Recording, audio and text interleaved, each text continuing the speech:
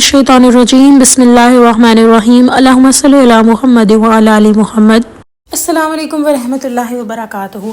क्या आप दरूद पाक पढ़ के वली बन सकते हैं और कौन सा दरूद पढ़ना चाहिए? इसकी एक बड़ी खूबसूरत सी बात जो मैंने सुनी, जो मैं आप लोगों के पास ट्रांसफ़र कर रही हूँ, कि मैंने भी ये नॉलेज किसी से लिया और मैं आप तक भी ये बात ट्रांसफ़र कर रही हूँ। वरना चीज़ में इतनी अक्ल नहीं, इसलिए जो मैंने सुना मैं वो आपके साथ शेयर करना चाहती हूँ।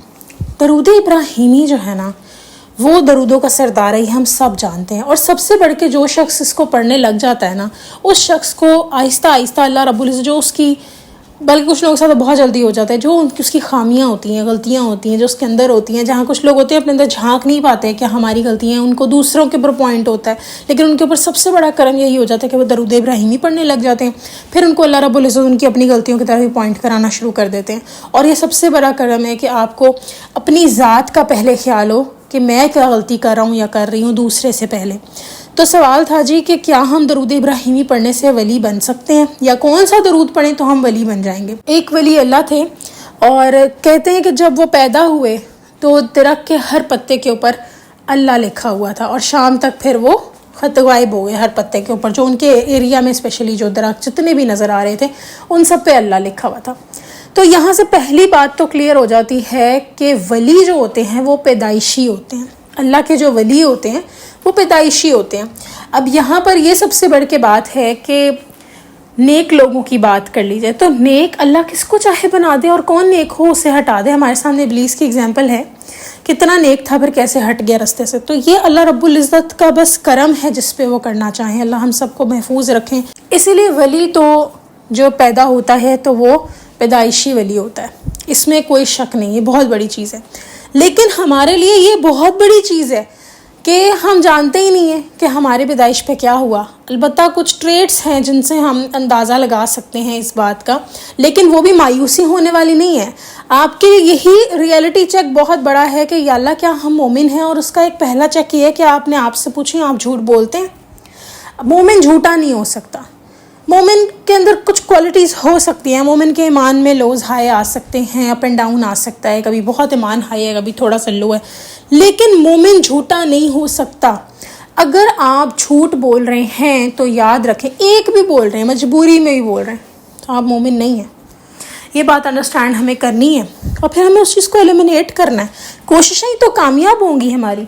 और ये बात याद रखें, जो शायद इस बात से मायूस हो गए हों कि अच्छा झूठ बोल रहे हैं मतलब कि शायद अस्तग़फ़िरुल्लाह वली भी नहीं होंगे, वो तो मैं नहीं जानती, लेकिन एक बात ज़रूर मैं कहना चाहूँगी, वली बनना, रूहानियत के दर्जे पाना, एक बात अंडरस्टैंड रखिएगा हमेशा।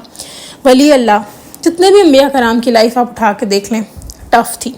जब मैंने हज़रत सुलेमान अलैहिस्सलाम की ज़िंदगी का वाक़या सही तरह सुना नहीं था तो मुझे लगता था कि बस उनको बादशाहत मिली, साथ ही मिल गई। लेकिन जब मैंने उनका वाक़या सुना और मुझे रियलाइज़ हुआ कि उन्होंने कितनी तंगियाँ फेस की हैं। उनकी जो वाइफ थी उनकी डेथ हो गई, और कितना कुछ था जो इनका अभी जो उनके जो बेटे थे जो भी पैदा नहीं हुए थे, और वो उनकी भी डेथ होगी। फिर कुछ रवायतों में ये आता है कि जब उनको दोबारा एक बेटा हुआ तो वो भी शायद इस तरह, मैं कहना नहीं चाहती कि शायद मैं गलत हूँ, सुनने में बस ये आया था कि शायद वो सही नहीं थे।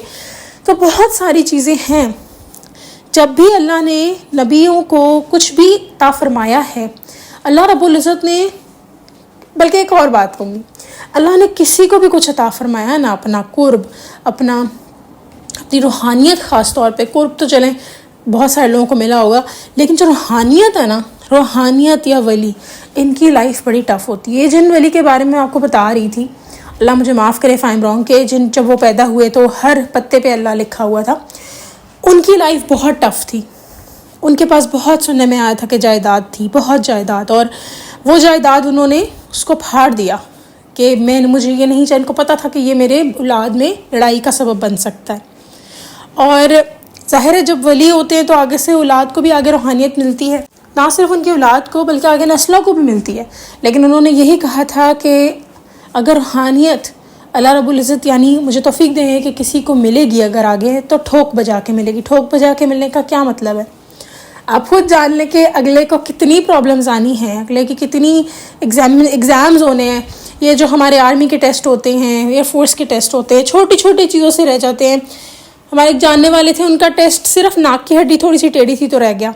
बहुत सारी चीज़ें हैं। तो وہ تو خیر سلیکشن از ڈفرینٹ، لیکن اگر آپ اپنے آپ کو اس کیپیبل سمجھتے ہیں کہ آپ آزمائشیں برداشت کر سکتے ہیں، سخت ترین، یہاں بیمار ہوں، ہائے ہائے ہونے لگ جاتی ہے، شاید دنیا سے جا رہے ہیں، کمر کا درد ہو تو بس اب تو سب ختم ہو گیا، پتہ نہیں کیا ہو گیا، تو اگر آپ یہ سب بیئر کر سکتے ہیں، یہاں فائنینشیل پرابلمز آئیں، بندہ ایک دم سے ڈر کے بیٹھ گیا، اب کیا کریں؟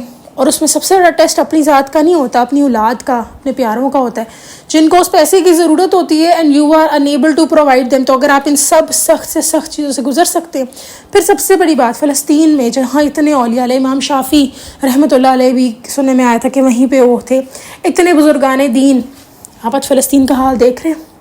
اللہ تعالیٰ نے ابھی نہیں اس قوم کو چن لیا، نو ڈاؤٹ وہاں جو ہو رہا ہے بہت ظلم ہو رہا ہے، لیکن یہ آزمائشیں، although ہم یہ جانتے ہیں، ایک عورت نے واقعہ سنایا تھا جو فلسطین میں تھی، اس نے کہا کہ میں جانتی ہوں کہ اگر جو میں دیکھ رہی ہوں وہ اگر لوگ دیکھ لیں، اب اس میں کتنی سچائی ہے میں نہیں جانتی، لیکن اس نے کہا کہ میں جس طرح فرشتوں کو دیکھ رہی ہوں کہ وہ کس طرح لوگوں کو کتار در کتار یعنی لے کے جائے جا رہے ہیں، اور کتنی خوشی ہے آسمان پہ، تو یہ جو سامنے تم غم میں لوگوں کو روتا دیکھ رہے ہو، یہ تم لوگوں کو فرق ہی نہ پڑے. تو غرض یہ کہ اگر آپ سمجھتے ہیں کہ آپ یہ ساری آزمائشیں بیئر کر سکتے ہیں، حضرت ایوب علیہ السلام کو کس قدر جو ہم نے دیکھا کہ پرابلمز فیس کرنی پڑی، تو یہ باتیں وہاں تک ہیں، پھر کہیں تو آپ کو جان مارنی پڑے گی.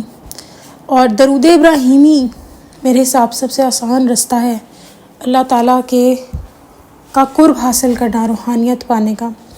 اور روحانیت بھی پھر آپ کو وہ اتنی ملے جس میں آپ پریشان نہ ہو، جس میں ہوتا کیا، جن لوگوں کو روحانیت ملتی ہے نا، ان لوگوں کو فل آن ٹیسٹ کر لیا جاتا ہے. آسان لفظوں میں سمجھاؤں اگر تو، اور ٹیسٹ ان کے آتے رہتے ہیں، آسان لفظوں میں سمجھاؤں تو جب کلاس کا ٹاپر ایک ہوتا ہے تو ہر پوری جیسے کہہ لیں کہ فیکلٹی جو ہوتی ہے ان کو پتہ ہوتا ہے کلاس کا ٹاپر ہے، اسپیشلی جو ٹیچرز ایٹ لیسٹ اس کو پڑھا رہے ہیں ان کو پتہ ہوتا ہے. اور اگر وہ بچہ ٹاپر سے ذرا سا بھی نیچے فلکچویٹ کرتا ہے تو ٹیچرز کہتے ہیں یہ کیا ہوا، اس کی غلطی فوراً دیکھیں گے، اور وہ بچہ تو سی گریڈ لیتا ہوگا، وہ B+ بھی لے لے تو ٹیچر کہے گا اچھا شکر ہے اس نے امپروو کیا.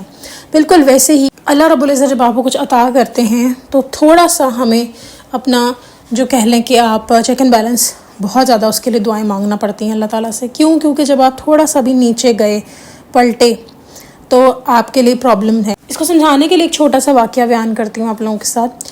مشاہدہ کہہ لیں، ایک بہن جو درود ابراہیمی پڑھتی تھی، ان کے ساتھ یہ کچھ معاملہ ہوا کہ ان کو اللہ رب العزت تہجد اور فجر کے لیے ریگولر بلانا شروع کر دیا.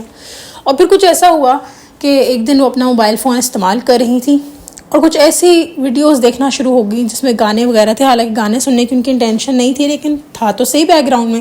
تو یہاں پہ وہ ٹاپر والی بات آ جاتی ہے. اور پھر وہ کہتی ہیں کہ 2 دن ان کی نہ تہجد ہوئی نہ فجر ہوئی، اور بڑی مشکل سے انہوں نے اللہ رب العزت سے دعائیں مانگی کہ یا اللہ مجھے واپس کر دیں. اور مزے کی بات یہ ہوتی ہے کہ پتہ بھی چل جاتا ہے انسان کو فوراً کہ اچھا کیا وجہ ہوئی، کیا غلطی کی میں نے. یہ بھی اللہ تعالیٰ آپ کو ایسے ہی نہیں خالی ہاتھ چھوڑ دیتے، اللہ تعالیٰ آپ کو غلطی بتا دیتے ہیں پھر آگے کہ یہ تم نے کی تھی. غیبت کی کبھی تو فجر قضا ہو جاتی ہے. اس طرح کی بہت ساری چیزیں ہیں، بہت ساری چیزیں. اور ایک بات میں آپ سب سے کہتی چلوں، درود ابراہیمی میں بار بار اس لیے آپ لوگ ساتھ کہتی ہوں پڑھیں کیونکہ درود ابراہیمی بہت دفعہ دیکھا گیا ہے، درود ابراہیمی پڑھنے والے لوگ جو ہوتے ہیں ان کو اپنا آپ اپنی غلطیاں جلد نظر آ جاتی ہیں. اور جتنا آپ اپنی غلطیوں کی جو ہے وہ تصحیح کرنا شروع اللہ رب العزت کی توفیق سے کرنا شروع کر دیتے ہیں، اس سے کیا ہوتا ہے کہ جو وہ انسان ہے نا، وہ حق تلفی لوگوں ہی سب سے پہلے کرنا بند کر دے گا. یہ بہت بڑی چیز ہے. اور وہ لوگ میں نے ایسے دیکھے ہیں، لوگ جو کہ درود تو پڑھ رہے ہیں لیکن کہیں نہ کہیں وہ اپنے رشتوں کی حق تلفی کر رہے ہیں. میں نے پہلے بھی شیئر کی تھی بات آپ لوگوں کے ساتھ.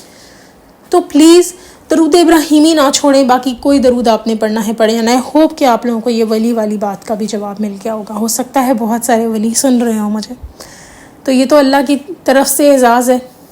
اگر میں اس کو اتنی خوش قسمت ہوئی کہ کوئی ولی مجھے سن رہا ہو تو یہ تو اللہ تعالیٰ کی طرف سے ہے. الحمدللہ اللہ رب العزت ہمیں نیک حال میں اپنے پاس بلائیں، نیک لوگوں کے ساتھ بلائیں، تمام عمر تک ہمیں درود ابراہیمی پڑھنے کی توفیق عطا فرمائیں، محبت سے خلوص سے.